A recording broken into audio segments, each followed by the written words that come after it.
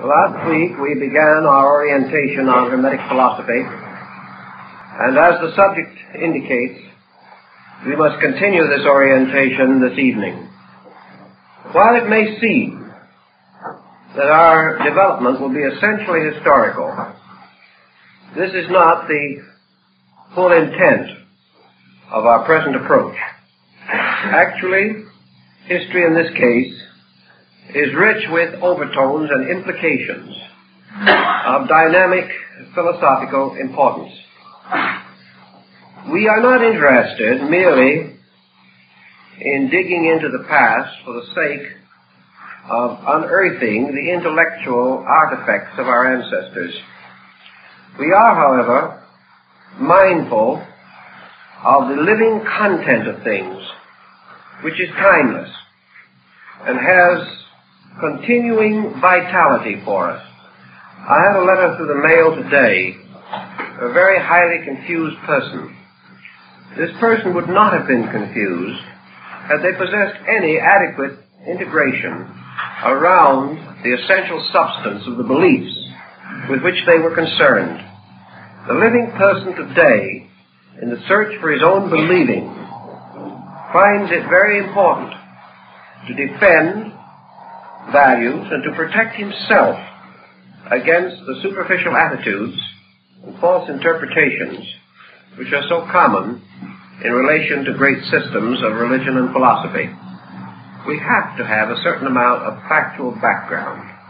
Lacking in this, we are unable to orient and integrate or to keep our minds clear in our present thinking. So if we sharpen our thinking a little, it will do us no harm in our daily living, where we have been inclined to save the mental instrument, protect it from labor, and come too quickly into easy believing, for which there is never any really adequate reward. We have taken this evening 3 parallel systems for consideration: the Hermetic philosophy, the Gnostic philosophy, and the Neoplatonic philosophy. Now, it's more than a coincidence that these should all have flourished in Alexandria in the opening years of the Christian era. It is also not a coincidence that all of these were closely involved in the rise of Christianity. Nor is it by any means accidental that in a strange way, as St. Augustine points out, these 3 sects were in large measure responsible for Christianity. Now, this does not mean, he did not certainly intend to imply that Christianity had merely copied these doctrines. Rather, that Christianity, confronted by 3 schools of the magnitude of these, was forced to make very definite plans of its own. It was forced to overcome at an early date as many of the divisions within its own structure as possible. It required a united front against a world that was not ignorant, not stupid, and not gullible. It therefore was a challenge, and it was this tremendous challenge that to a large measure resulted in the final Council of Nicaea and the Christianizing of the Western Roman Empire.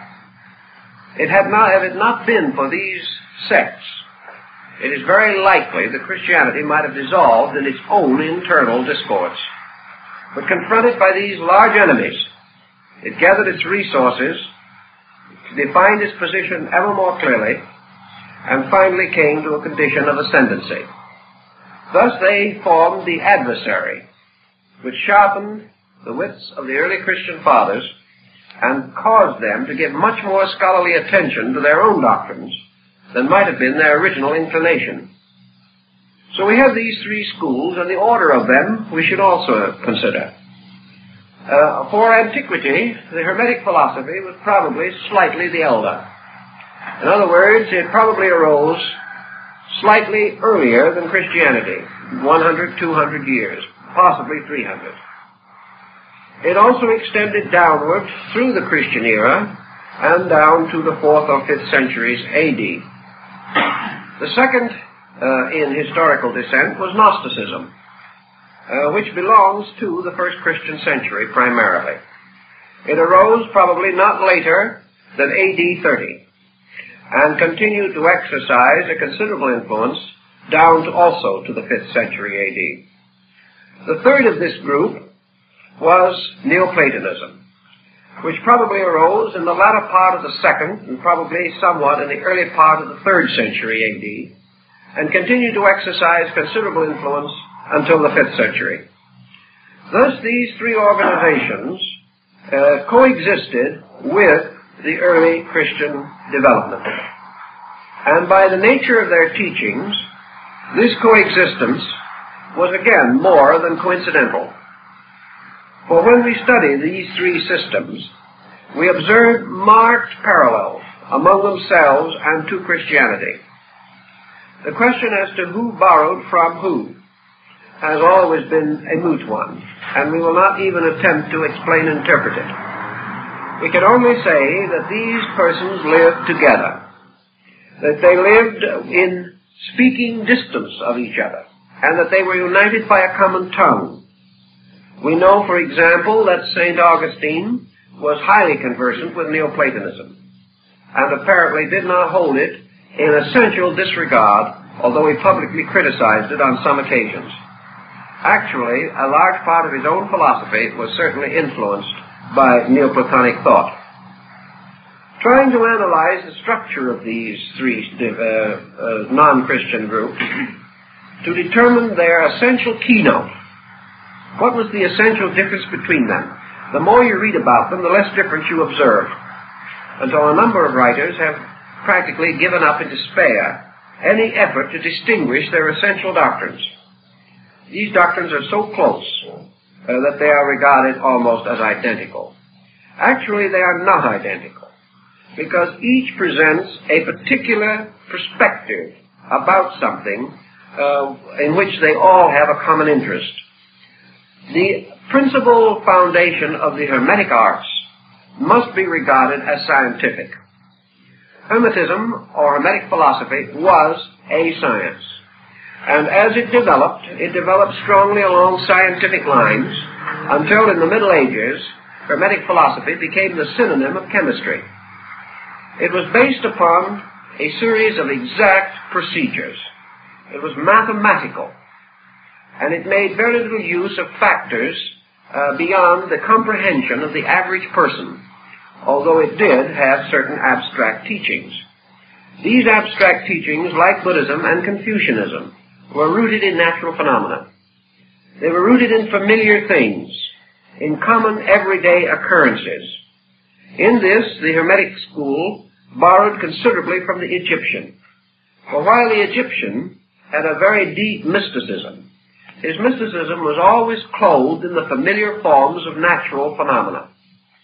His after-world state, or after-death state, for example, the Elysian fields, this paradise was very similar to the Delta of the Nile. In fact, there was very little difference. Here, the celestial blessed did not rest forever, but had their proper cattle and plowed their fields just as they did on earth. The only thing is that the difference between the terrestrial Nile and the celestial Nile was essentially that the celestial Nile never failed, whereas the terrestrial Nile sometimes did not rise appropriately, and there could be famines in the land.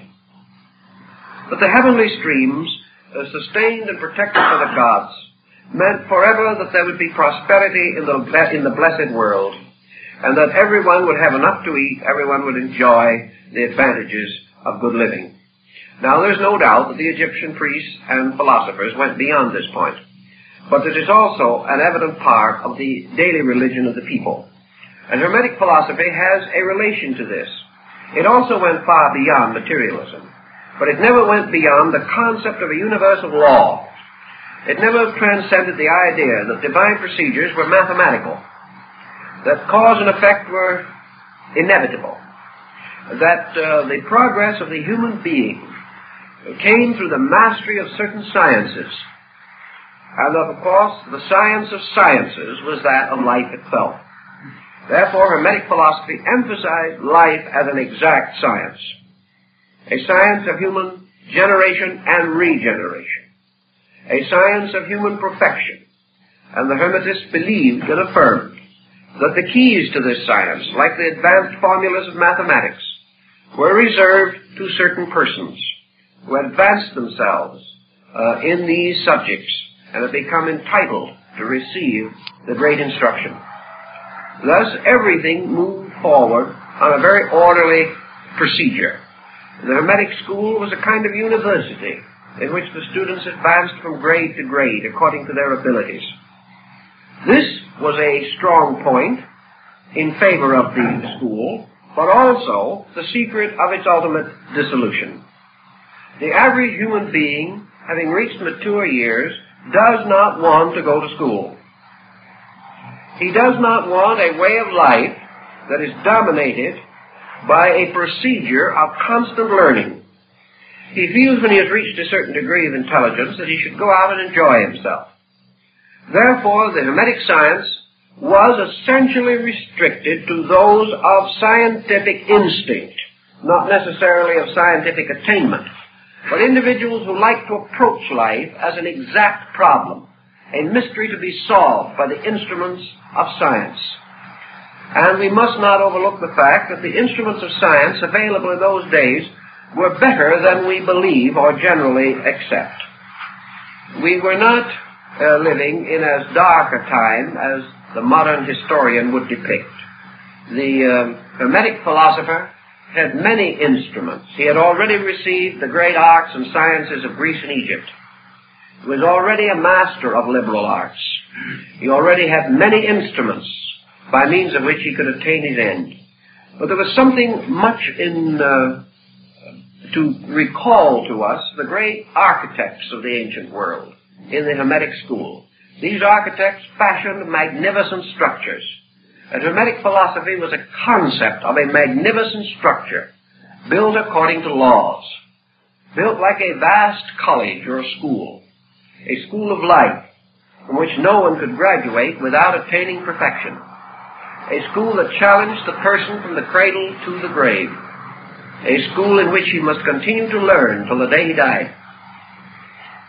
Obviously, this type of thinking would not appeal strongly to the shopkeeper, the merchant, the average person whose interest in science was largely utilitarian, whose knowledge of architecture was exhausted in familiarizing himself with the house in which he lived. This type of thinking, therefore, did not have glamour. It did not have the magnetic appeal of mystery, finally, because the Hermetic school was constantly declaring that there was no mystery in mysticism, that mystery was an illusion, that actually what we call mysterious is nothing but that part of the universe about which we are ignorant, that there can be no real mysteries, and the person growing up is not a magician, not a wonder worker. He is a scientist, gradually familiarizing himself with laws and keeping them, and gradually developing a great ethical, spiritual code based upon these laws. Therefore, actually, in a sense, an exact way of life, built upon observation, experimentation, reflection, and tradition. As inheriting the sciences of ancient Egypt, the Hermetic philosophers, therefore, thought in terms of medicine. They thought in terms of legislation, of jurisprudence, and common law. They thought in terms of mathematics, astronomy, and music. They were distinctly working with subjects which had to be skillfully mastered. And the real proficient was the person who developed the skill to do these things superbly. And education was to give him the skill, not only to practice the daily sciences known at the time, but also the skill to reorganize, redeem, and perfect his own life. Everything was therefore rather a highly educational program, intensely directed toward the person who, having gained what education he could in the world in which he lived, desired to go on and learn more about how to perform specific tasks, learn how to build a better ship, learn how to rediscover and use the lost secrets of Tyrian dyes, learn how to perfect chemicals and drugs, learn how to perform delicate surgery on the human body, to learn chemistry and physiology and anatomy. All these things came as part of the Hermetic doctrine, overtoned, however, by the great concept that all knowledge was sacred. Therefore, that the physician and the judge and the lawyer were actually priests of a universal mystery. And the Hermetic philosophy points out that the end of all of this knowledge is to discover the wisdom and the exactitude and the goodness of divine providence. And thus it is quite conceivable that the Hermetic position could be of interest and value today to a great many persons. Perhaps our modern scientists are deficient principally in the Hermetic overtone, this overtone that science is divine, that the scientist is not one who must build a religion, but rather a man who must experience the immanence of all divine matters in the very exactitudes with which he daily works. Now this in substance, I think, is the perspective of Hermetic philosophy as distinguished now from these other groups that we wish to discuss. Now what is the perspective of Gnosticism? Not long ago on Sunday morning we gave a discussion of the Gnostic ideals of Valentinus. Therefore we will assume that many of you heard that. We will digest it a little, but try to cover the ground for those who did not hear this lecture. Gnosticism, which arose in both Syria and North Africa, in the first century, within the first 30 or 40 years of the Christian era, has one peculiar disadvantage from the beginning. It was never a completely united system. Gnosticism was always at least a three-pronged instrument. Gnosticism was broken up at a very early period into sects. In fact, what we know as Gnosticism altogether is practically a union of sects initially divided.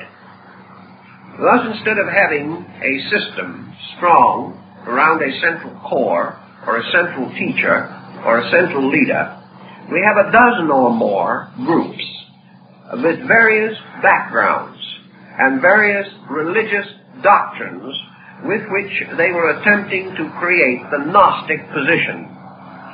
We know the word Gnostic from gnosis, to know. It was a search for knowledge, but essentially the Gnostic was a religionist. Instead of being a scientist, he was a theologian. He was attempting the same principle that dominated the Hermetic philosopher, but he was working upon an entirely different concept, namely that through the extensive interpretation of, clarification of, the theological and religious structure of the time, he would find the true, actual, eternal, and universal faith. That he would come into possession of the true religion, the one religion. Early in his experience, therefore, by the very diversity of his background, the Gnostic began to be a student of comparative religion. He began to think not of one faith alone, but of many faiths. And in the schools of Gnosticism, there were followers of many beliefs and many religious systems. The only answer to this, therefore, was the recognition of the unities underlying spiritual revelation. The Gnostic believed in revelation. He believed that the final source of knowledge was the power or grace of God bestowed upon him so that he might know as an inner or spiritual certainty those things which could not be comprehended by the intellect. Therefore, he practiced visions. He practiced certain forms of magical rites and ceremonies. He invoked deities, and he sought to gain the intercession of divine powers in the advancement of his material state or the continuance of his spiritual growth. The three great schools of Gnosticism that have descended to us, the Syrian under Simon Magus, the Egyptian under Basilides and the other Egyptian school under Valentinus constitute only three of probably nearly a dozen branches. These represented again, however, a very peculiar level of thinking. If the ancient was not inclined to be scientific in a large way, he was not also inclined to be theological in a large way as the Gnostic understood the term. For example, the average Roman, the average Alexandrian, the average Egyptian or person of the area certainly could not discourse learnedly on comparative religion. Western man could hardly do it until the last few centuries. It was not common for the believer in those days to have any interest in beliefs other than his own. As we mentioned last week, the state religions, the various gods ruling areas and provinces, formed the background of the theologies of local groups. They seldom went beyond these. And had it not been for Rome, probably the whole concept of comparative religion would have been greatly delayed. But the Roman Empire, by conquest and colonization, forced this study upon the dawning mind of European man. Gnosticism, we will say then, was represented by little groups, probably 100 little groups, divided into 8 or 10 schools. These little groups consisted of a teacher, something like an Oriental yogin or master of the Vedanta system, a saintly person. This saintly person was surrounded by disciples. These disciples in smaller areas might be a dozen, in larger areas perhaps 100. But it is very doubtful if during the rise of Gnosticism that the total body of the Gnostic order ever reached more than 2,000 or 3,000. It could not, for the simple reason that it demanded a kind of thinking that was strange to the time. It demanded the individual devote a great deal of personal labor to the contemplation and interpretation of things. It made it necessary for the believer to examine the various aspects of the deity he worshipped, as these aspects were found in the religions and beliefs of maybe a dozen other nations. This kind of contemplation was not for the marketplace. It was not for the individual who was busy in the merchandising of his daily profession or trade.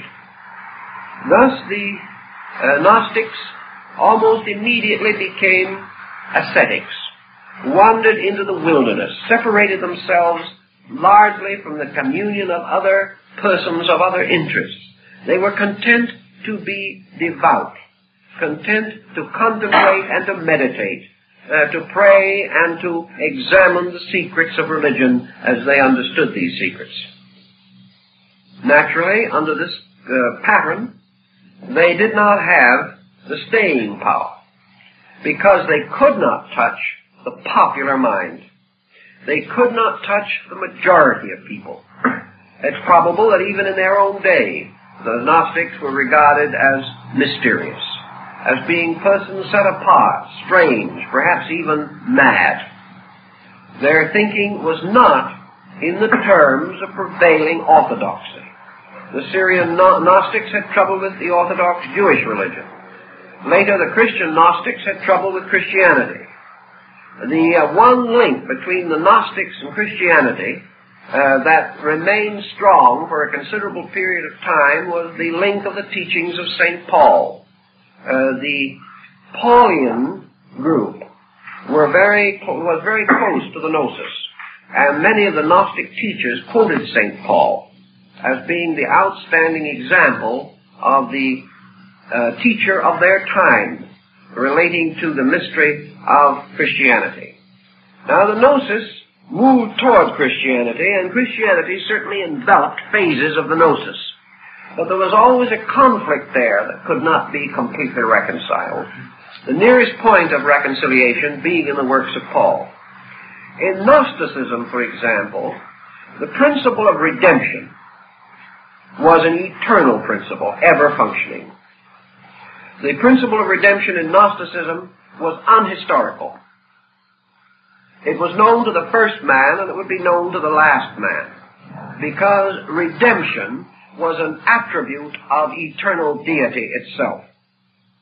Redemption, therefore, did not center upon any historical time or historical person. Gradually, in the Christian Gnosis, an effort was made to apply this redemptive principle exclusively to the person of Jesus. The Gnostics made a valiant attempt at this, but when you look in perspective over 18 or 1900 years, the patchwork, the tragic difficulties which their philosophy or religion passed through in this effort to combine itself with another doctrine, these difficulties become increasingly apparent. The historical redemption concept was not Gnostic, and the Gnostics who attempted to follow it did so with a good spirit and a good heart, but never consistent with their own original teaching. Thus, Gnosticism was a religion seeking a universal experience of God. It was a little bit in the feeling of the teachings of Akhenaton. It was this sudden bursting forth of the realization that there was only one God, and that this one God was the God of the friend and the enemy, the God of races and nations, and had an existence beyond all attributes, all terms, and all names that could be bestowed upon this divine principle. Immediately, the Gnostic deity begins to emerge, and we are in the presence of a universal, eternal, unchangeable principle of mystery. Mystery, however, which is penetrated primarily through religion. A mystery which is approached by utter humility and complete devotion, seeking always that mysterious hour which no man knoweth, the hour when the grace of God shall richly descend upon the individual. Now, Gnosticism, having created a perfect God, or having conceived one, found itself upon the horns of a dilemma, because from this perfect God it must explain an imperfect universe. It must proceed to develop the idea of how this God could produce less than itself, how this deity, forever wise, forever good, forever beautiful, could be responsible for the confusion which existed even in Alexandria in the first century. Because, after all, man's confusion, like his living, has been eternal. In order to explain this mystery, Gnosticism assumed or expounded what is called emanationism. This emanationism is of Platonic origin, but its relation to Plato gradually vanished as a factor in thinking. This emanationism is to the effect that as this resplendent and magnificent divine power, perfect and effulgent in all its parts, is the radiant core, source, and heart of things, its radiance extending outward forms a kind of halo or nimbus. And this first brilliant nimbus surrounding the mysterious, unknowable core of things, the Gnostics called nous, or mind. They declared, therefore, that mind was the revelation of that which was beyond the mind and above mind, and that the creative works of the world were accomplished by a mind suspended from a consciousness, that this mind was subservient to that consciousness, and that this mind ultimately returned to that consciousness, either in the form of the individual mind or in the collective universal mind. Then this effulgency, continuing to radiate outward, like the streamers of the corona of the sun, gradually radiated further and further into darkness. And as it radiated, it became weaker and more diffused, until these emanations of light became less and less powerful, and were ultimately absorbed, dissolved, or eaten up by the darkness of space. Therefore, imperfection constitutes that part of existence or creation in which the rays of the central consciousness are not strong enough to control or to blaze through and reveal themselves. And the absolute circumference of existence is matter. And matter is that part of life in which the light has been absorbed until it is no longer obvious or apparent. The Gnostics, being essentially dualists, then affirmed that what we call matter is essentially the principle of evil. That evil is this darkness. Evil is the victory of space over spirit. This victory is the inertia, which is at the extreme circumference of action. It is not a central inertia, but a circumference inertia, in which, as Plato points out, if you stand close to the light of the candle, you can read the book. But if you are 20 feet from the light of the candle, you can no longer read the book, because the light is not strong enough. In the same way, if we stand close to the nous, or the source of light, we can read the book of life. But if we are far removed from it, the light is not strong enough, and we cannot read. And the minds and bodies of men, having dissolved and absorbed this light into themselves, it is no longer available for immediate purpose of illumination. In this dark circumference, then, the spirits of negation had their abode. And in Gnosticism, it is only fair to point out that they did not actually believe in a principle of evil. They believed, however, in the existence of beings in whom darkness dominated, therefore in whom light was not sufficient. And what we call the bad person, or the demonic person, is the one whose light is so obscured that he can no longer live by it. Thus, the Gnostics had a very handy and convenient framework upon which to develop a very complicated system of analogies. They were able to prove that the impoverishment of light is the cause of darkness. They were able to demonstrate to their own satisfaction, therefore, that materialism is simply the impoverishment of light. That wherever a thing is not light, it is because it has absorbed light, and the light is not strong enough to break through it. Under the Gnostic system, therefore, the great purpose of light was to release the light, was that the individual, through a decision or determination of his own mind, must choose to free the light in himself. He must dedicate himself to such work, such labors, and such processes as would so purify and redeem his nature that the light could be released. Thus, all growth was a release of the divine life from within things.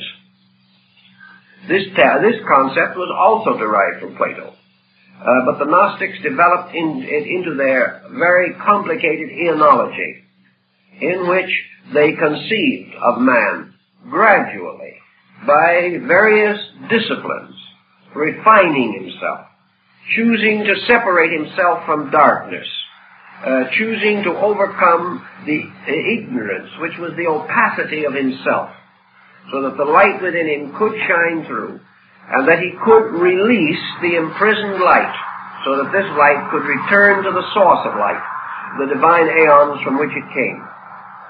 In order to achieve this, according to the Gnostics, the presence of nous, or the divine mind, the firstborn of the eternal, gave the discrimination, gave the insight, gave the aspiration and the rationalization necessary to liberate man by an action of his own will.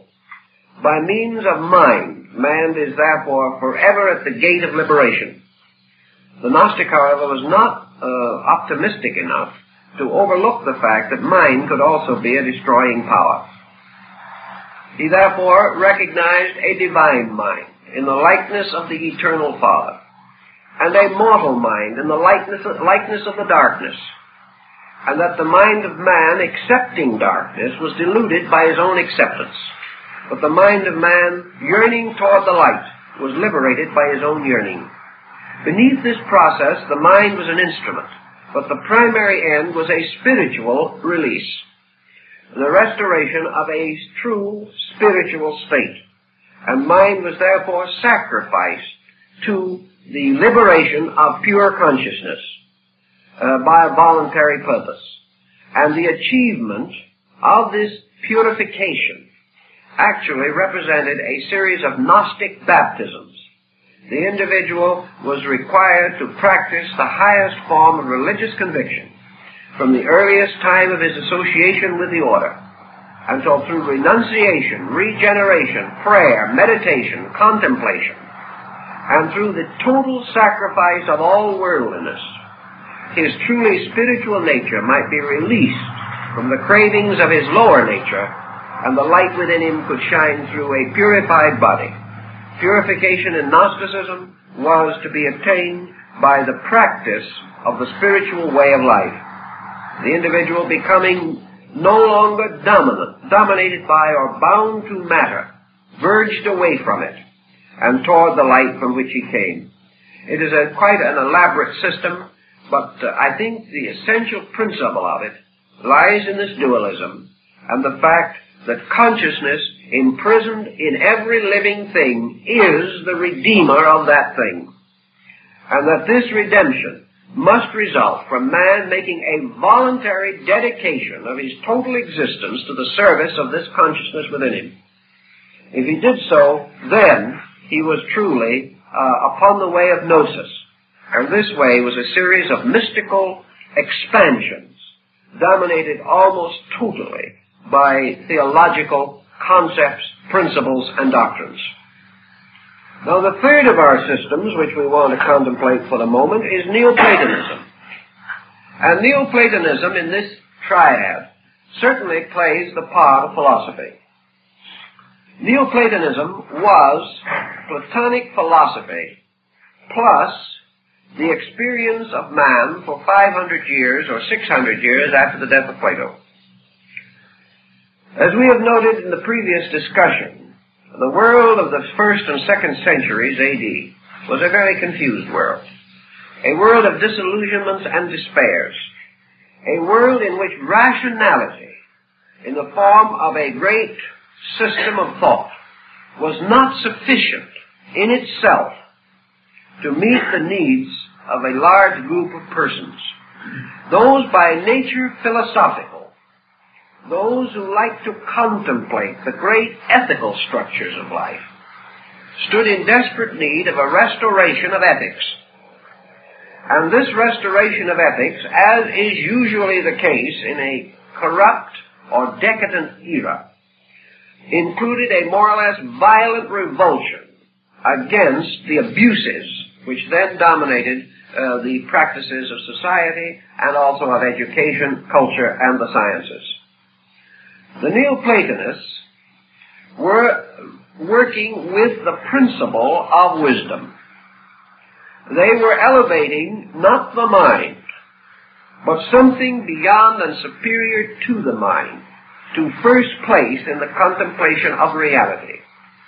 Whereas in Gnosticism, universal deity was the absolute good. In Neoplatonism, the absolute or universal deity was absolute truth. And in this, we have an entirely different premise, although the words in practical experience often seem to become synonymous. They are synonymous upon levels. The philosopher was working to achieve the experience of that truth which solves all error or refutes all error.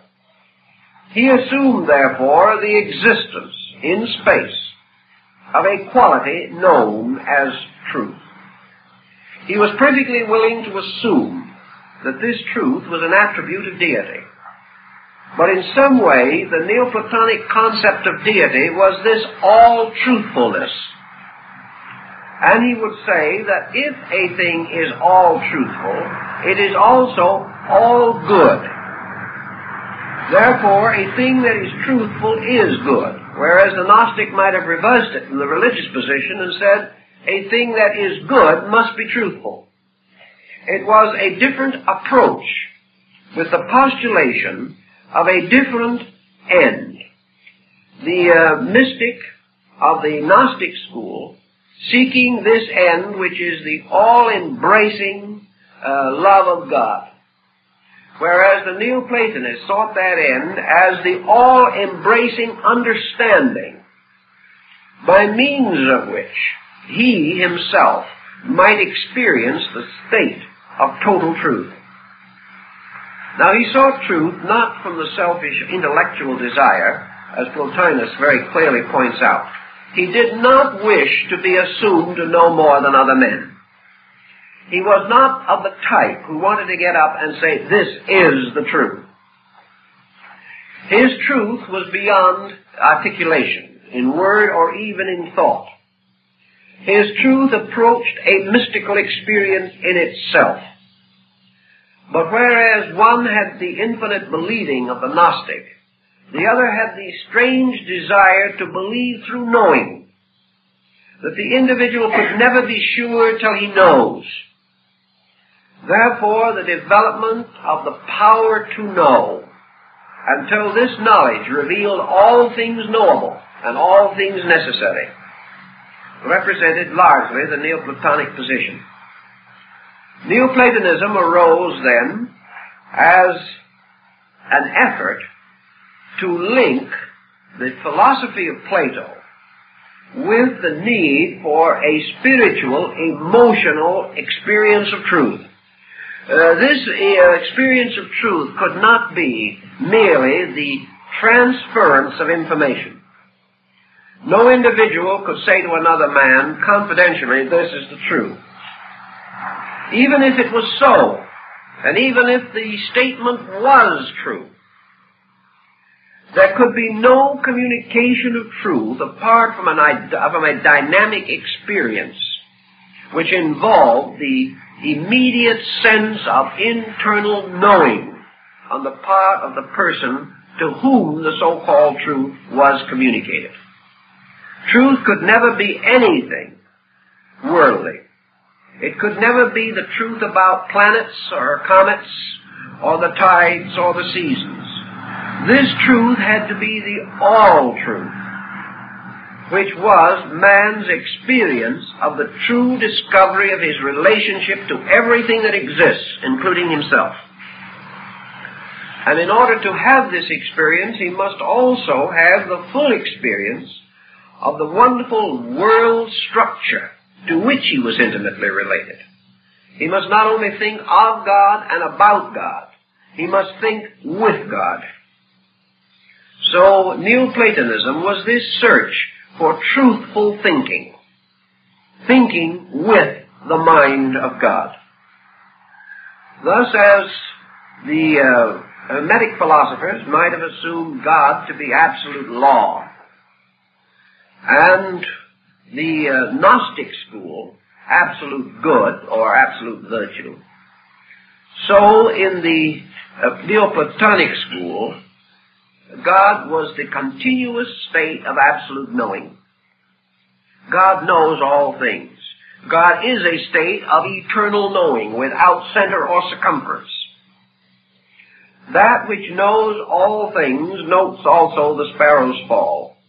God is a universal knowing beyond mind, a knowing which is seated in the heart-mind structure of every creature, so that man is capable of a kind of knowing that is without mind, a kind of knowing that is strangely passionless, and yet when experience is a total experience from which no part of the being can escape, and which causes afterwards the individual to say, with a strange finality of revelation, "I know."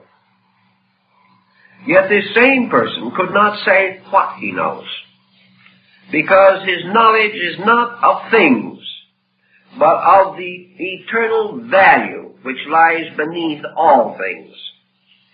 Thus, knowing in Neoplatonism is practically and functionally this internal power to know value, to apperceive or apprehend essential essence in things, and to experience identity with essence. Neoplatonism, therefore, would follow in the Buddhist concept that while man seems to have a mind and seems to have a knowing power, he is actually knowing with the mind of God, whether he knows it or not. And this mind, which seems to be his, is actually an eternal mind. the eternity of which he has not recognized or accepted. Thus, Neoplatonism carries with it a certain pattern of acceptances. Acceptances of the presence of value, where it might not immediately be suspected. Now, what was the structure of Neoplatonism in relation to some of these problems with which we are concerned? It is not difficult to realize that when we start talking about essence and knowing, and the power to know apart from the power to think, that the Neoplatonists left the larger part of the Greco-Egyptian world behind them. They were thinking in an entirely different dimension also from their contemporaries. Furthermore, although Neoplatonism had within it a large number of the elements of a religion, it was not essentially religious. It was essentially a descent of the great idealistic philosophy of the classic Hellenes. As a result of this, it lacked many of the elements of glamour. St. Augustine, analyzing it in his own time, held that as far as value content was concerned, Neoplatonism was entitled to have become a world religion. It had a tremendous contribution to make, and even Augustine admitted it. But he declared that it could not accomplish this. First of all, because it did not have anything to focus the public mind. It had no appeal. It lacked, as Augustine pointed out, the first essential of a religion, namely an heroic personality, preferably a martyr. That only around this concept have religions successfully been built. The second thing it lacked was an offering of a perpetual state of bliss or a perpetual state of illumination to the average man. It did not offer to the average person very much probability that in his lifetime, in the common affairs of his daily thinking, he would be likely to achieve to this state of knowing.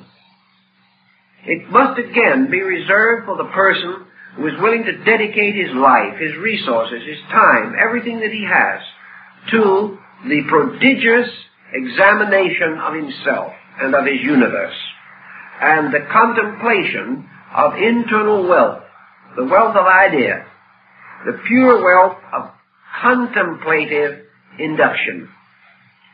This type of thinking certainly could not be popular.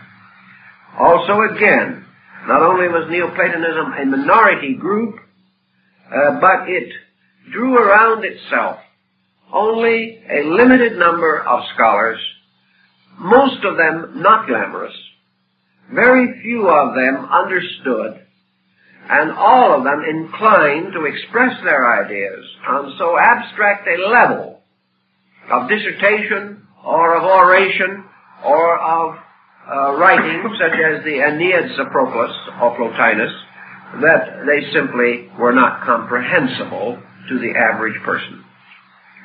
Thus we had three schools, all of them essentially deep, all of them descending from old footings, each one of them strangely and wonderfully practical, but all of them deficient in popular appeal, and all of them deficient in obvious simplicity. Too complicated, too recondite, not suitable to move masses. Now at this time, and under these conditions, the relationship between these schools and Christianity can be more clearly understood. Christianity moved into this great focus with an extremely simple moral ethical code. Actually, in spite of the various writings of the early church fathers, who some of them were rather vitriolic on the subject, there is no real indication that Gnosticism, Neoplatonism, or Hermeticism ever actually assailed the teachings of Jesus. They did not. They were quite aware of the ethical integrity, the simple and tremendous vitality of these teachings, Each one of them, perhaps in its own way, could have proven these teachings far better than the church theologians could have proved them. Each one had a deep sympathy for the essence, but each was composed of a type of mind that also belonged in a minority group. First of all, these three groups were made up of persons living out of time in a strange way. Perhaps the Neoplatonists were born 500 years too late. Perhaps the Hermetic philosophers were born 1,000 years too soon. And perhaps the Gnostic had the unfortunate misfortune of being born at a strategic moment when other things were more important than his own ideas. But all of these groups had a strange lack of contemporary vitality. They were deep. Many of them had descended from the old mystery systems. They had within themselves sciences and forms of knowledge that should not and did not die. But not one of them was in a position to step into the great human tragedy that was moving the face of the Near East and the Mediterranean area at the time. They could not console this average person under loss, under pain, under misery. They did not have this power of direct approach. They could take the ignorant man and educate him. They could take the unlearned man, and if he wanted to become learned, they could teach him. But they could not take the average person and console him where he was as he was.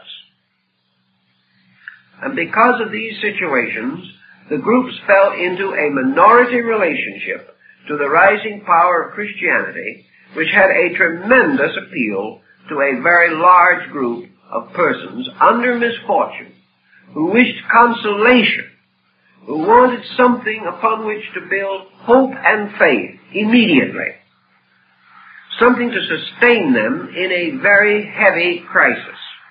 Now, what neither the church nor anyone else could know at that time was that the history of Europe and Western civilization from the beginning of the Christian era to the present day has been one constant sequence of crises. There has hardly been a moment in which the immediate need for consolation was not present.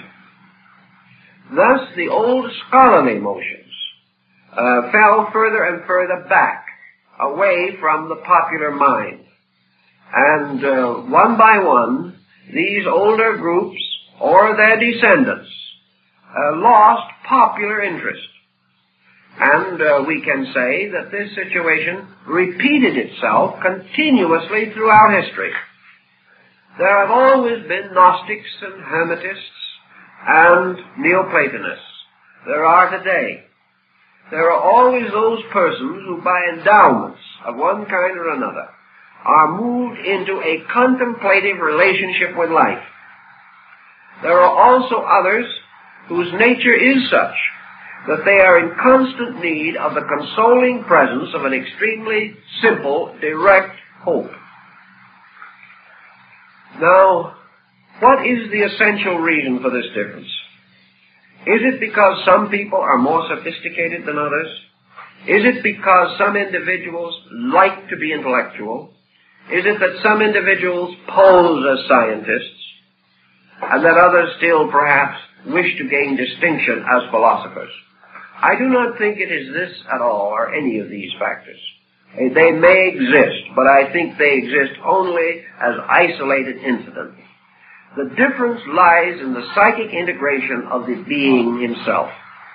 The differences lie in the capacity of the person in terms of his needs, of his possible acceptances, and of his inevitable rejections. Some have gone so far as to say these differences arise from chemical biology alone. This I also doubt.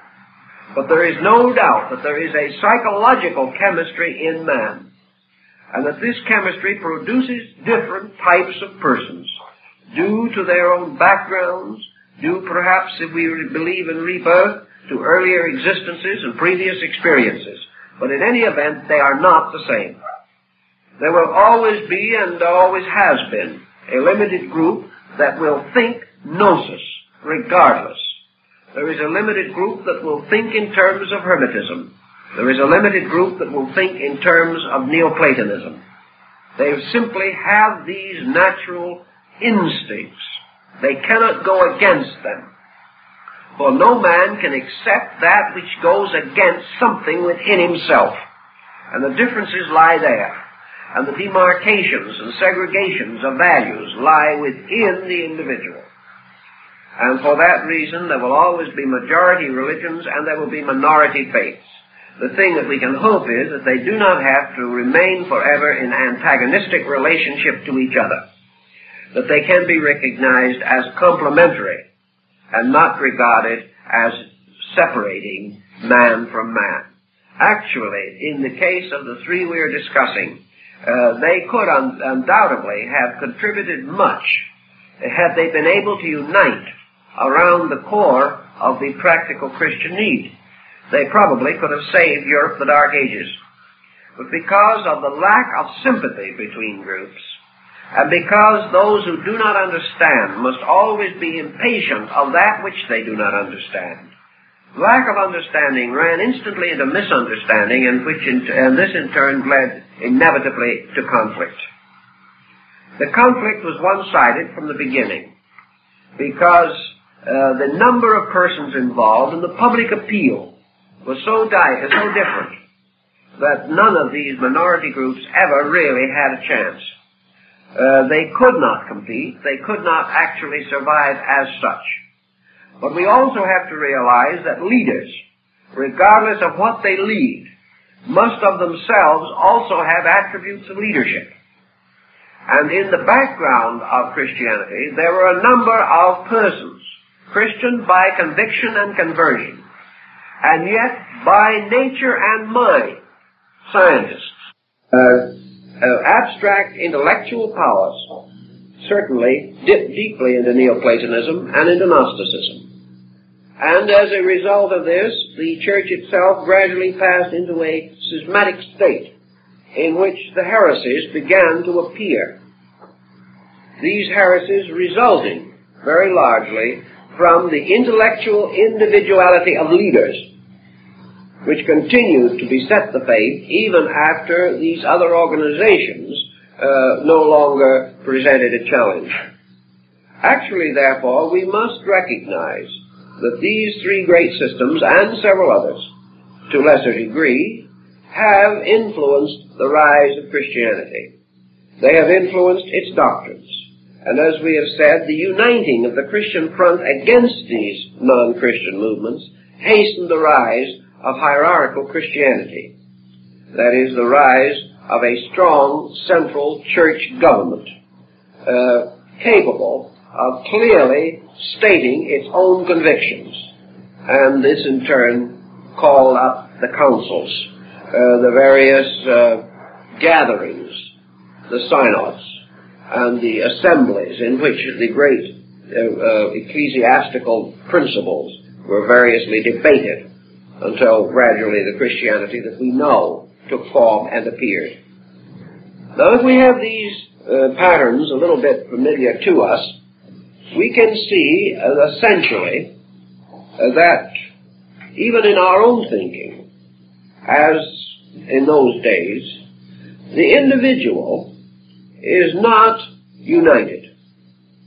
Synesius of Alexandria was a Christian bishop, a Neoplatonist, a Gnostic, and a Hermetist at the same time, and found no difficulty, no conflict, no contradiction, and no heresy, simply because he had not the kind of intellectual capacity that pigeonholed various concepts within his own nature. He was perhaps more able to build a magnificent faith upon the total reconciliation of the inconsistencies between these doctrines. He was also able, by the grace of God, to retain his orthodox standing, in spite of all of these modifying circumstances. He therefore represents, in a sense, the synthesis of these beliefs, and to our thinking today, a rather outstanding example of the possibility of religious reconciliation. Now, reconciliation in our time does involve very strongly the problem of these three schools, and still, to a measure, the prevailing orthodoxy in which these schools function. Today, for example, we have in the world a prevailing orthodoxy. Whether it be a Christian orthodoxy or a Hindu orthodoxy is not important at the moment. We have the majority of the human beings in this world religiously integrated around certain simple, basic beliefs. These beliefs include certainly the reality of the existence of God, the immortality of the human soul, and the victory of good over evil. These beliefs are disseminated even throughout the so-called Soviet Union, and every effort of materialism in that area to overthrow these beliefs has notably failed. These beliefs exist in China, they exist in India, and in all parts of the world. Thus we have a tremendous body of belief in fundamental spiritual value. And yet, just as we had this tremendous body of believers in those days and in these times, we now find ourselves in the presence of the long shadow of a highly exaggerated Hermetic thinking. We have in that the rise of science. We have the gradual recognition that we live in a scientific universe. We have man exploring the exactitudes of space, depending completely upon such sciences as mathematics for the possible calculations by which he seeks to attain his ends. And mathematics, as Pythagoras pointed out, is the first science of God. Thus we have an excessive intellectualism which has not yet achieved the Hermetic position, namely that knowledge is suspended primarily from God as fact, the inevitable thing as it is, that God is total reality, and that this reality is the totality of all things known and unknown, and that no matter what we can ever know, we can never discover that which destroys the fact of reality. For all knowledge is the triumph of reality over superstition or ignorance. Thus, the infinite universe of realities, of facts, of scientific procedures, this universe is held within the tremendous principle of all fact, all reality, all procedure. And this principle is alive. This principle is a dynamic, not a static. And this principle permeates all other things with itself, so that everything that exists bears within it the stamp of reality. And man's search is the search for this reality in things, or in space, or in self. Now here we have then science rising, and even in our modern world, science is a minority group. Very definitely a minority group. It lives in the same world with a dynamic religion, yet it is not reconciled with that religion. Yet its essential discoveries and principles are not irreconcilable with religion. They simply stand apart, much in the same way that Hermetic philosophy and the early rise of Christianity, these stood apart. They had more in common than they ever knew, but they were never able to cement this common understanding. They were never able to bridge across between faith and fact. They never could recognize faith as another name for a scientific procedure. They were never able to recognize that the ways of faith are as scientific as the ways of atomic research.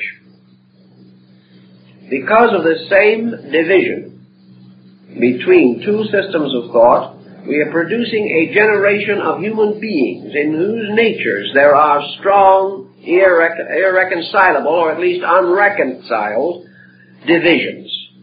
The person of today, growing up in his world, is in the presence of a constant pressure of conflicting conceptions and conflicting convictions. Going to school, he is confronted with them. And at the present time, our policy is, if this person is potentially the type of material, what we hope will become an intellectual leader, is to pass him through 4 years of college. The purpose of this being primarily to destroy his idealistic convictions. We might as just as well face it. That is what it amounts to.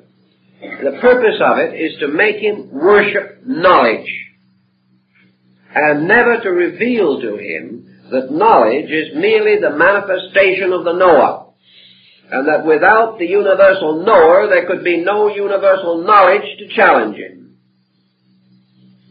So we have this conflict, which, inherited from the past, from little minority squabble 19 centuries ago, could very well, and does very often, land the modern young person in the juvenile courts because of conflict. Therefore, we cannot say that this long problem should just be allowed to drift, nor should we overlook the examples and the wisdom and evidence of the past relating to these things. Now, as we go along in this, we find there are other minority groups. As distinguished from the popular mind, a structure very difficult to analyze at this time, because it doesn't seem to be very sure of what it is thinking, if at all. In distinction to the popular mind, we have what we term the intellectual. Now, the intellectual, or the mental type, the individual who is searching for knowledge per se, he is not necessarily searching for mathematical formulas. He is searching for the power to know, and the end of knowing, of course, is the knowledge of good and evil. The knower, the intellectual, also presents a problem. We have had nearly 18 centuries of him in the post-Christian world under the general name of the intellectual leader, the philosopher, the scholar, the learned person, the professor. Everything from the school teacher to the Oxford Dome comes under this particular heading. He is also the teacher, because the teacher is one of whom it must be assumed that he knows at least more than those he teaches. This is sometimes an assumption, but at the same time, there are evidences to sustain that in most cases there is a certain leadership possible. But now this problem of knowing has given us a variety of knowing beliefs. And we have today the great clash of the intellectual schools. We have the Kantians and the Hegelians. We have the defenders of Schopenhauer and the defenders of Nietzsche. We have new philosophies of every kind, from the idealism of Bergson to the prevailing distemper of existentialism. We have these beliefs, beliefs of disillusionment, beliefs of despair, beliefs of frustration, and of hope, and of fear. We have beliefs of all kinds, rising from or catering to the neurotic pressures of our time. So we have this mysterious thing of man who also seeks to know. He seeks to know ethically that which is good. He seeks to know to a degree idealistically that which is true for him. He would like to live well if the effort is not too great. He would like to know more than he knows, first because he thinks he could earn more that way. Sometimes he would like to know enough to be able to console himself about his own uncertainties. He wants to know. The great desire to know rises strongly in the mass mind of mankind. And here we have the conflict between knowing and not knowing. And we have the big problem of the moment. The problem that has been argued and debated for years. Namely, can we know? What can we know? Can we know anything that we will not have to unknow at some later time? Is all knowing relative? Is knowing merely the collecting of the traditional belief of our race? Is the physician a true knower after he graduates from medical school? Is the lawyer a true knower after he has read Roman law and British jurisprudence? What is knowing? Is it the individual familiarizing himself with the past, with other beliefs, with the statistical material available on the subjects that interest him? Is this knowing merely the handing on of report? And we have this very strongly in education. And Neoplatonism points out that the fallacy here is that all knowing must ascend, that the end of knowing is that man shall truly know the truth, and that the truth is something that is apart from particular knowledge. A man may discover something of truth by learning to play the piano, but if he does not add this concept to something else, he will become a musician, but he will not become a truth knower. That truth is something total, and that all education must in some way strive for this totality, but it does not know how. Thus there has to be this truth that sets us free, instead of this neo-truth that keeps us in bondage. The Neoplatonist answers very simply that the only solution to this problem is to recognize that man partakes in his own nature not only of the attributes of truth possibility, but the very substance of a living truth fact.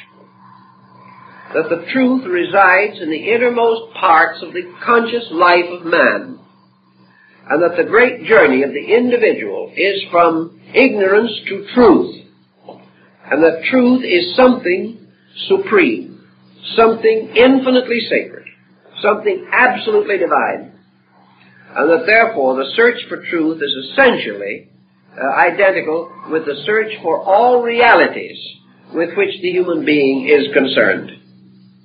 The individual who attains to the state of truth has discovered why he should live well and how he can live well. There can therefore be no truth, as Plotinus points out, that does not produce a change away from error in the actual life of the person who attains it. A person can be educated and still unmoral. A person cannot possess truth or be possessed by truth and be unmoral. The individual can become learned and still be dishonest, but the one who attains truth cannot be dishonest. Therefore, truth is a transforming, living thing, and that which attains it can never function inconsistently with that which it has attained. On this grounds, all knowledge is at the moment inadequate, for we have no form of knowledge which compels us instinctively, inevitably, and irresistibly to right action. We know much and still have to struggle with our own conscience. We know exactly what we should do, but we haven't the courage to do it. The truths we so-called possess are not dynamic enough to give us the vitality for the fulfillment of themselves in conduct. This is the great burden of Neoplatonism, and it is certainly the burden of Confucianism. For Confucius said, the superior man is one who is incapable of an inferior action.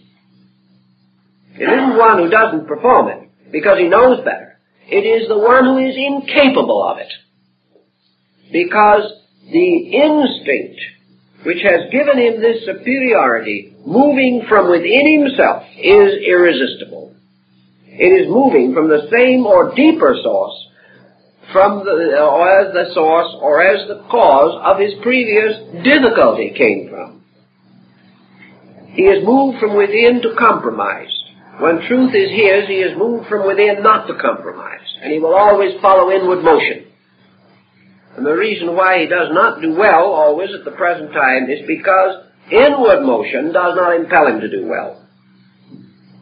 So truth now becomes to Neoplatonism the irresistible, redeeming, regenerating, civilizing power. And nothing can be said to be true that does not change people for the better. It may be a fact that the tides are affected by the moon. It may be a fact that there are certain formulas by which atoms can be split. It may be a fact that they have been split. But unless the discovery of how to split atoms carries with it such a tremendous spiritual experience that the person who splits the atom can never, from any motive or reason, permit that knowledge to be used for anything but good. Unless that is there, there is no truth, regardless of the fact. Truth must be the power that makes us do things well and do that which is good. For the end of truth is to know that which is good, and therefore to possess both the knowledge and the dynamic to perform that which we know. This is the danger pointed out by Neoplatonism in relationship to education. And their cry, their problem, their premise is just as sound today as it was then. And because they were a minority sect and at that time were neglected, those who say the same things today are a minority sect and will be neglected. But that which is said is nevertheless true. And whether it is accepted or rejected, as Neoplatonism points out, truth is unmoved, like the old American Indian proverb that is said to have been inscribed around the walls of the study of King George V of England. The moon is not frightened by the baying of wolves. That which is does not change, regardless of whether it is accepted or not accepted. Thus, Neoplatonism has its offering of today. Man searching for the dynamic of truth. And if he searched for the dynamic of truth as industriously and as patiently as he has sought other things, for instance, his knowledge of atomics, he would today not only have a great science, but a great morality to control it, which he does not have. Now, what is the contribution of Gnosticism to this little pattern? Here is the third group. This group working on an essentially religious level. The purpose of Gnosticism is the direct search for good. And in this search for good, we come to another problem that confronts the modern world. And that is that with the Gnostics, and certainly with the attitude that they took, we have a large proposition confronting us to find out what is meant by good. The Gnosis says, until we know what is good, we can never do that which is right. What is good? What is this tremendous power of things at the root of existence? What is this power that Aquinas also debates in his double question as to whether a thing is good because God wills it, or whether God wills it because it is good? What comes first, the good or the God? Is God good, or is good God? And if God is not primary and must obey the law of good, then what is the law that God obeys? Or if God is primary and his will is good, then what is the good which he wills? These have been debated from the dawn of religious thinking. But the great problem that Gnosticism pointed out is this great need, this tremendous need, to integrate a common understanding of what is good. Now, they were perfectly aware, even in Alexandria, that we have to approach good on two levels: relative good and absolute good. Relative good we see around us every day. It is a common spectacle. A good which is locked within the dimensions of time. A good which cannot escape from the currency of things. A good which is refutable 100 years from now and was not applicable 100 years ago. There is a good which is also an immediate good, the immanent as opposed to the eminent. There is a good which is so difficult that at the moment it appears evil. There is also this unending concept that the imperfect mind of man cannot achieve to a perfect statement of good, or a perfect definition of good. What we call good is that which is agreeable or likable. What we call bad is that which is disagreeable or unlikable. That which injures another may be good for us. That which injures us may be good for another.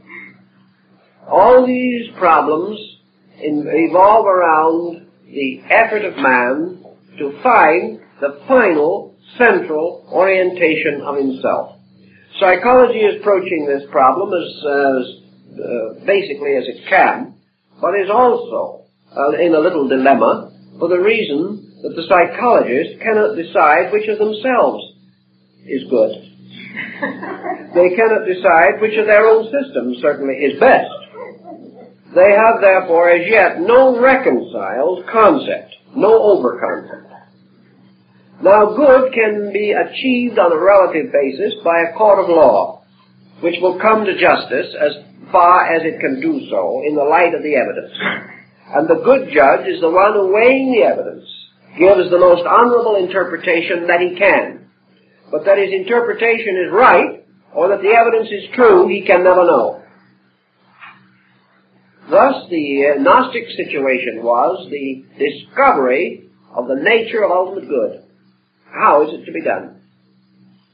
And because Gnosticism was essentially a mystical tradition, it came to a very simple concept, namely that good cannot be known as a process of the mind.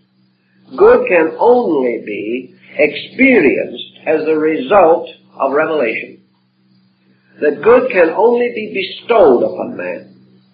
That the experience of good is the experience of God in the life of that man. Now, we can also say, of course, that this experience of God may be misinterpreted. That what one man calls an experience of God may not seem so to another. And in the name of the experience of God, some very terrible things have been done to the world. And in a great many instances, terrible doctrines and horrible edicts have been passed, undoubtedly, with the deepest sincerity and the full contrition of spirit. What then is to guide us in the knowing of internal good? And of course, Gnosticism points out that this is the entire concept behind the theory or the philosophy of various purgations of consciousness, or cathartic philosophy, producing a catharsis or cleansing of the individual. Only the individual in whose personal nature corruption has ceased can have the mystical experience of good. If any other person has such a kind of experience, he will distort it and deform it and profane it by the very process of it passing through his consciousness. If he is intolerant, the good will become merely distorted into an instrument for the advancement of his intolerance. Therefore, the individual who has his own purposes can never experience good per se. The only person who can experience good is one who has completely renounced self-interest and has completely renounced the human equation as an influence or part of his life. Thus the demand for the ascetic life, the renunciation of worldliness, the individual achieving a state in which nothing can be important but the revelation of the divine will. Now, the fact that the ascetic goes out and gives up the world does not prove that he is an ascetic. He may also be a neurotic and do the same thing. It does not prove that by any action of his outward person, no matter how consecrated that action may appear, that that action is without ulterior motive. Thus, in the Gnosis, the point was very clearly made that only through years of testing and of trying, only through the most diligent application of principles, the most total and complete analysis of self, and the final renunciation and rejection of everything that is ulterior within the self, can the individual come to the point in which he may depend upon the purity of revelation. But revelation, again, is a relative thing. And revelation, or the experiencing of the good, can come to many kinds of persons. We will not say necessarily that it is complete, any more than Gnosticism affirms that it is complete. But it can be an extension of our present realization of good. Now, the proof that it is a revelation and not an hallucination arises also from the consequences of it. At the moment, there may be no way of testing. And here we come upon a point which has been made much of since Gnosticism and also in psychology, but it is essentially a point in gnosis. And that point relates to the individual who receives a revelation of some kind. Instinctively, he falls under mechanisms. One of these mechanisms is his desperate fear to apply what he has experienced. The strange, mysterious sensing that if he applies it, he may lose it. This is only an extension of his own doubt about himself. He is perhaps inwardly aware that by nature, constitution, and attainments, that it is unreasonable or unlikely that truth could come to him. As long as he does not apply his revelation, he can always cling to it and hold it to be true. But if he applies it objectively and observes that it does not function correctly, if by application it disproves itself, then this individual is deprived of the support of a spiritual conviction within himself. So he is inclined to be careful not to apply. Yet in gnosis, the first problem emphasized is application. The truth is revealed, it must then be applied. And if it is true, it will operate. And it will operate constructively. And it will produce nothing different from itself under any condition. If it is true, it will increase truth. If it is untrue, it will increase error.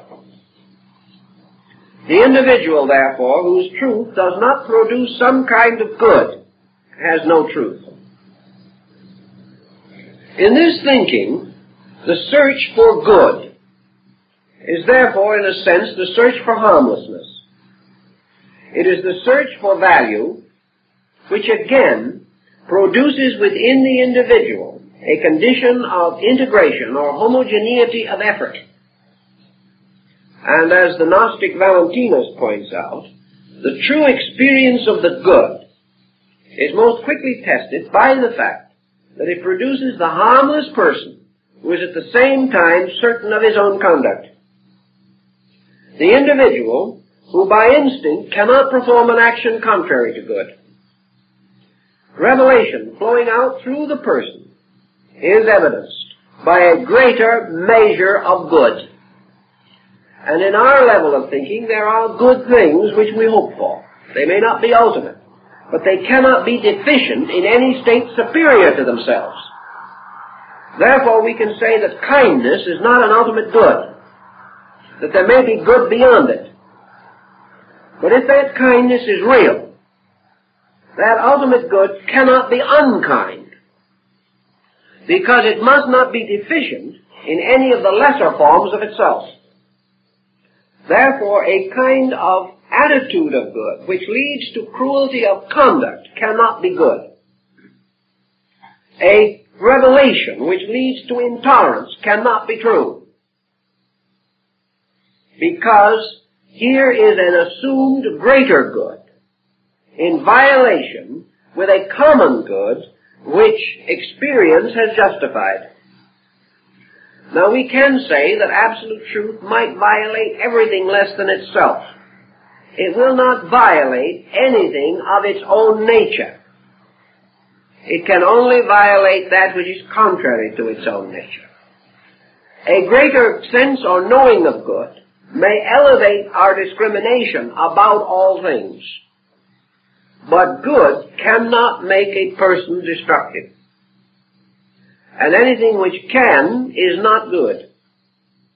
And all excuse to the contrary is not valid. Because destructiveness, as Gnosticism points out, is a causation which sets in motion a sequence of further destructiveness. And that all of this destructiveness must ultimately be washed out by ultimate good. That therefore this destructiveness forms the adversary which opposes good. In our daily thinking, which must be on the moderate level, we also, all of us, have some intuitive, conscious sense of good. And this good has been for the most part sustained whenever we have been able to practice it. Consequently, revelation must strengthen this good toward achievement of greater goodness. Revelation can never result in a quality which detracts from good. Nor is it at all a matter of excuse or explanation. There is no way of explaining away facts. That which causes injury causes factual injury, and no rational integration or rational interpretation can justify the act of destruction. Therefore, in Gnosticism, the purpose always is to measure the achievement of the gnosis in the terms of the unfolding harmlessness of man. Now, wherever we have had religious intolerance or harmfulness caused by sincerity, we have nearly always found that it is associated with too limited a perspective towards values. Wherever the effort to be true and to be right has led to trouble, it is because the troublemaker was devout but not intelligent. Therefore, good must also indicate or prove the presence of increasing ability to administer the power of God. The individual who achieves a spiritual value receives with his inner understanding a sense of use. It is not possible for an individual to say, for instance, as people have come to me and said, "I've just been illuminated, what did it mean?" You can't have such a situation, inasmuch as an extension of consciousness is an extension of meaning and cannot exist apart from it. And any extension apparently of strange phenomenal circumstances not accompanied by an appropriate extension of understanding must be regarded as delusional of some kind. The individual cannot grow inwardly without improving his total nature. Though the Gnostic pointed out that the search for good becomes the supreme career of the truly devout person, for in his effort to serve God, his only protection is his own enlightened understanding. It is the only way in which he can preserve the honor of deity. For if in a benighted, fanatical manner he even tries to serve God, he will disgrace that which he serves.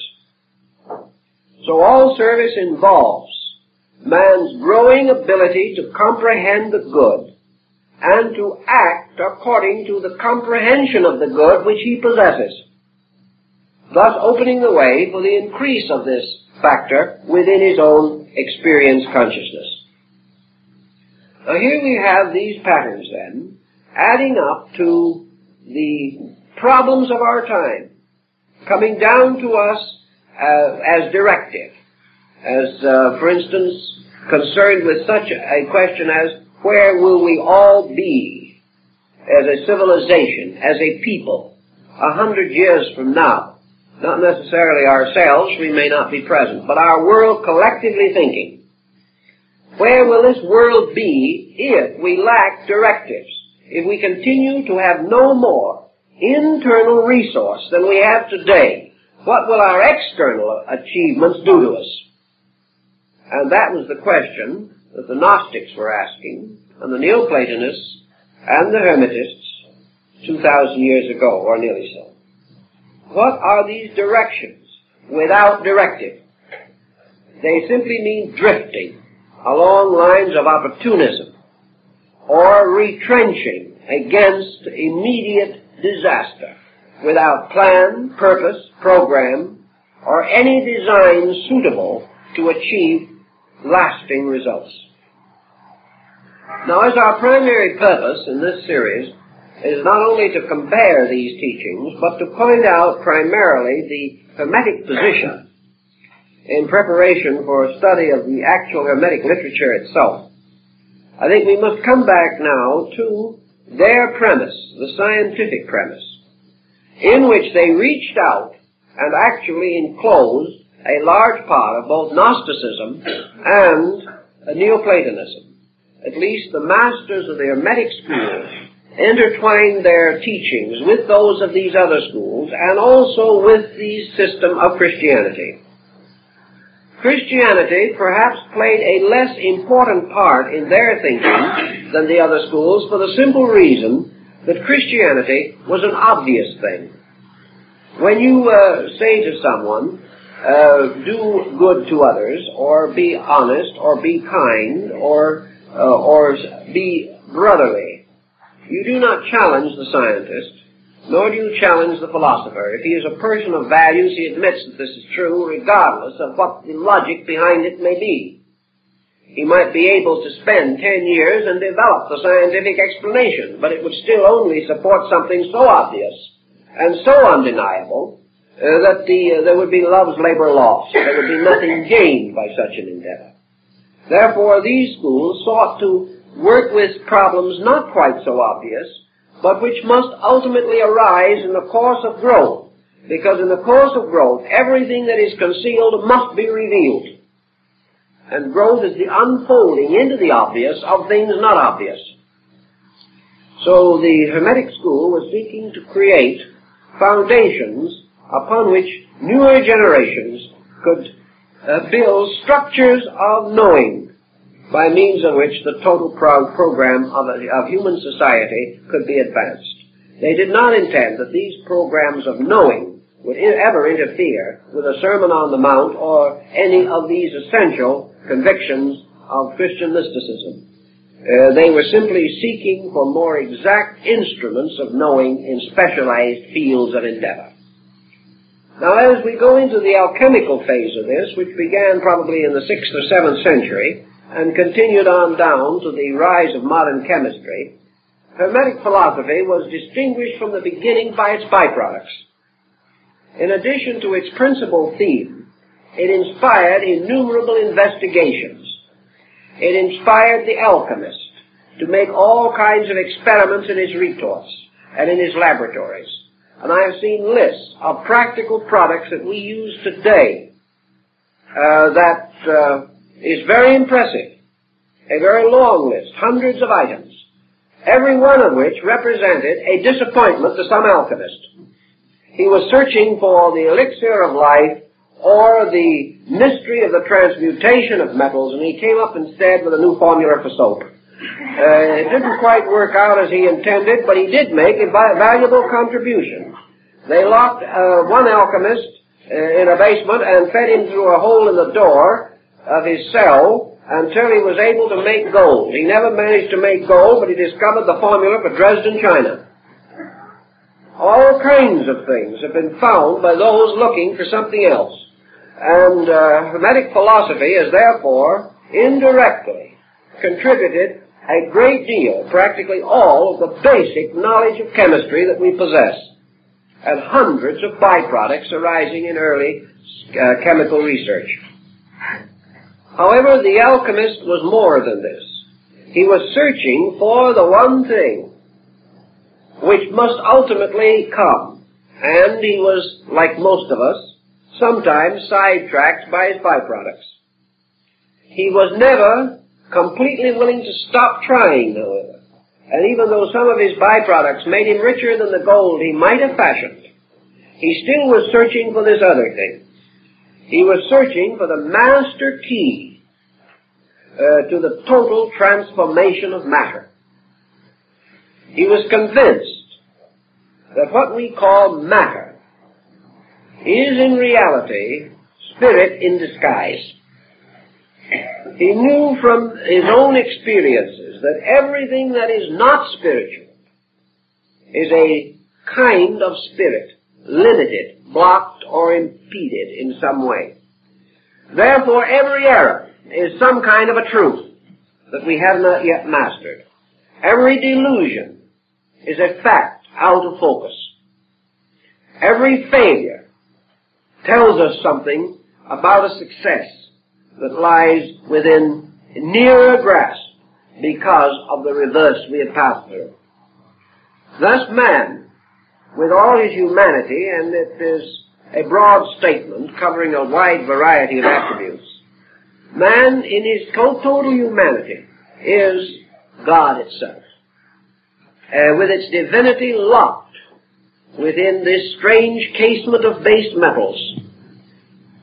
And the effort to find the science for the release of this divine factor, the science for the release of reality, of fact, of the total Hermetic mystery, was his challenge, and it has always been his challenge. His challenge was not to conquer nature, but to release nature. As one of the great alchemists, Bacillus Valentinus, said, the end of alchemy is man becoming the voluntary servant of nature. That nature must be obeyed, and that wisdom is not the ravishing and ravaging of nature. The wisdom is man achieving a subtle, sensitive, spiritual rapport with nature, in which man can cause nature to open her wonders, reveal them without fear to the being who is without fault. This is almost exactly the wording of Valentinus. And it is the idea, the concept of man persuading, man inducing the universe to give up its secret. And this secret to be won only by man's love and not by man's strength. Won by the wisdom principle, by the principle of obedience, the acceptance of the challenge and the acceptance of the responsibility, both together. So in the Hermetic philosophy, we have this pattern outlined, gradually unfolding through the Hermetic books, which conceal it under allegory and legend. But what the Hermetic philosopher was seeking for was this wonderful, mysterious powder of transmutation, the red lion. The mysterious power which changes all things instantly. And that mysterious power was, to his way of operating, some way locked up in the mystery of universal or divine mind. That this mind had some way within it the power of the spontaneous release of itself. That mind, as the bridge between nature and God, can be crossed. And that this mind can, in some mysterious way, open a blazing core of facts by means of which the individual becomes master of the world. Not because he becomes its ruler, not because he becomes richer than someone else, not because others honor him, but simply because he has achieved mastery over illusion. That he stands in the full awareness of the glory of the creating power. That he accepts totally the highest of all scientific facts, and that is this fact of the eternal presence of this gold, this mysterious substance locked in everything. The alchemist says, and I remember the work by Weidenfeld, The Secret of the Adepts, in which it is stated that the alchemist does not manufacture gold. He does not create gold. He discovers it. He finds it where it is. He causes it to grow. He feeds it the nutrition that is necessary for its survival. And when he has brought it forth into birth, then this gold will transmute a world of base metals, 100,000 times its own weight, into the purest gold. This is the great golden key of science. Science which can transmute and transform all need, all inability, all lack into an abundance by drawing upon the universal principle of truth, or gold, that is locked in everything. And man, having discovered the perfect science of sciences, can then transform or transmute 100,000 times the weight of truth in ignorance, and transform it immediately into pure gold. For wherever this touches, it is like the fabled king of Crete. Everything it touches is turned to gold. Thus, everything that the true science key touches or unlocks is turned into truth, turned into reality, turned into a useful and necessary aid to the advancement of the total state of the universe, and along with it, the immediate state of man. So the search for the science of sciences, the science which transforms that which is not spirit into spirit again, or releases spirit, causing it to grow in all things, including in man himself, until it becomes the master of the world. All of these speculations were concealed in terms strange and obscure, but changed into modern language and into modern thinking. There is not one of these speculations that does not have a contemporary application. It points out to us the things we must do now, the things that need the doing, and reminds us as we gather here that as in Alexandria, there will only be a few who will know what is needed or will be impelled to meet that need. But out of each generation there must be some who will carry on this mysterious golden thread until in the fullness of time the restoration of essential learning can be achieved.